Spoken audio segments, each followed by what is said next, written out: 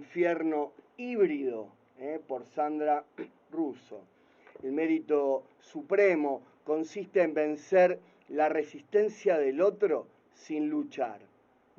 En vencer la resistencia del otro sin luchar. Con esta cita del estratega militar de la China antigua, Sun Tzu, comienza la presentación de las guerras híbridas, de las revoluciones de colores a los golpes del libro del politólogo griego Andrew Korybko. Lo de guerra híbrida lo hemos escuchado muchas veces, pero su consistencia y su materialización no es explicada, no es incorporada como vector, no es accesible porque precisamente el poder destructor, mafioso e ilegal de las guerras híbridas es lograr, según Korybko, que Estados Unidos y la OTAN ataquen a otros países sin que intervengan, como en los 70, en toda esta región las Fuerzas Armadas. Las revoluciones de colores, que sí suelen ser acompañadas por fuerzas de seguridad, son las que vienen sucediendo desde hace 13 años. 2010, cuando en Túnez primero y después en Argelia, Jordania, Egipto y Yemen tuvieron lugar las revueltas ciudadanas que voltearon gobiernos no alineados con la OTAN. El modus operandi fue exactamente el mismo, aunque ya se sabía que antes de la primera revuelta, la de Túnez, habían existido contactos y encuentros previos con activistas de redes de la ultraderecha tunecina en Washington. Se llamaron las primaveras árabes, que facilitaron el desembarco atlantista a través de los gobiernos afines. Se empezaban a hacer circular masivamente contenidos de redes en base a algunas palabras fuerza, república, democracia, libertad, pero siempre la misma, palabras que son palabras, signos abstractos que significan cosas completamente opuestas para muchos adherentes de esos movimientos. Una clave de las guerras híbridas es la no especificación ni de las demandas ni de las reivindicaciones más allá del significante vacío. Ya pueden empezar a ver paralelismos. Intercalo un párrafo.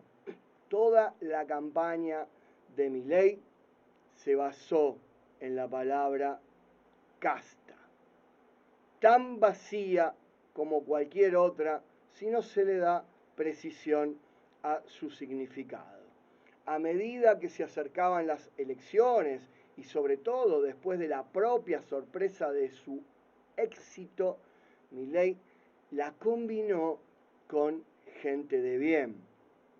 Para muchos estaba muy claro, pero para buena parte del 55% no. Ni la casta era la casta, ni la gente de bien era la buena gente. Se trató de una estafa semiológica.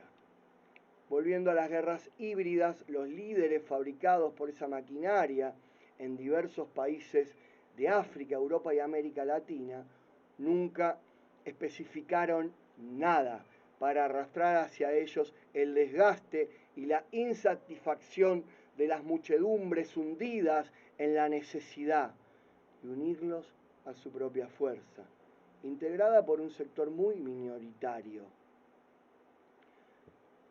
usado como caballo de Troya por buitres financistas, corporaciones, pero todas bajo la égida de la OTAN.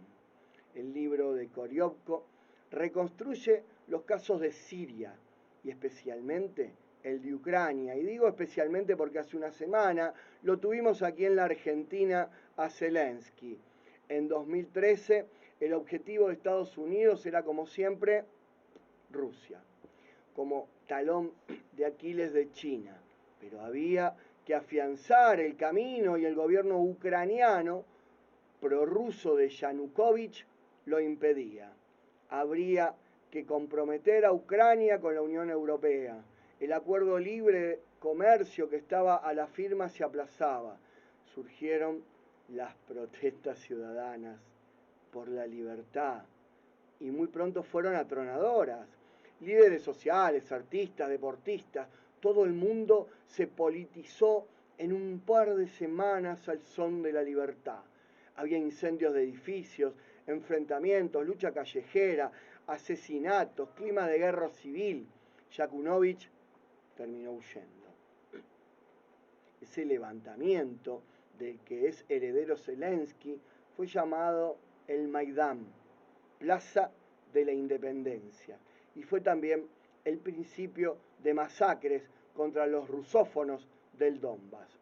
Después del Maidán, ya ondeaban en Ucrania banderas nazis. África había sido un globo de ensayo exitoso. Cada una de las revoluciones de colores armada desde Washington fue más aceitada, más alocada, más bestial, porque el motor de las guerras híbridas se fue internando más y más en las personas que aún hoy no pueden decodificar el mecanismo que en sus propias cabezas detona la guerra y que es supurado por goteo, día tras día, por miles de voces que ofrecen un culpable de las desdichas individuales para odiar. Las mayorías circunstanciales que se construyen no son partidarias ni se arraigan. Son muchedumbres compuestas por individuos que no se asocian, no creen en la asociación y terminan rompiéndose en pedazos. A través de las guerras híbridas, Estados Unidos ha logrado, gastando muchísimo menos dinero que en una guerra convencional, mover el tablero de regiones enteras sin necesidad de exponer a un solo norteamericano. Bueno, expone a sus embajadores. El rol de Stanley, desde que llegó, pero sobre todo desde hace una semana, lo dispensa a uno de tener que pensar, basta que ver lo obsceno. Milei habla de los caídos. Entramos a través del discurso en una guerra híbrida.